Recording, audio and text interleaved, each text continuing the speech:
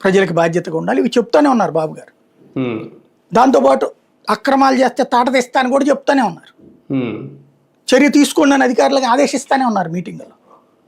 ప్రాక్టికల్గా గ్రౌండ్ లెవెల్లో కార్యకర్తల్ని వదిలేయమని, ఇది బయట మిగతా ఓటర్ల కోసం ఇది నడుస్తోంది. ఇతను దాన్ని యాక్సెప్ట్ చేయలేకపోతున్నాడు. ఇతనికి పర్సనల్గా చెప్పరు కదా, విషయం అర్థం చేసేసుకోవాలి. దానికి తోడు ఏమైపోయిందంటే, కేసినేని నానికి కేసినేని చిన్నికి ఒక తేడా ఉంది.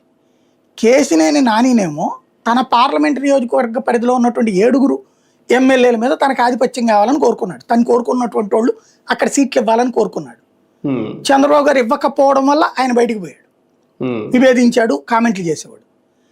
కేసినేని చిన్ని పార్టీ లాయలిస్టులు, ఆయన కోరుకున్న వాళ్ళు అందరూ కూడా రాలేదు ఆయనకు కూడా. ఇప్పుడు విజయవాడ వెస్ట్ సుజనా చౌదరిని ఆయన కోరుకుని ఉంటాడా? లేదు. కానీ పార్టీ పెట్టగానే సర్దుకున్నాడు ఆయనతో.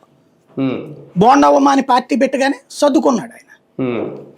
అట్లాగే నందిగామ పార్టీ పెట్టగానే సర్దుకున్నాడు ఆయన.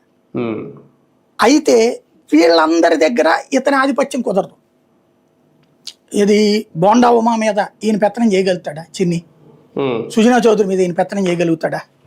వసంత కృష్ణ ప్రసాద్ మీద ఈయన పెత్తనం చేయగలుగుతాడా? వాళ్ళకి పెద్దరికపు గౌరవం ఇస్తున్నాడు ఈయన.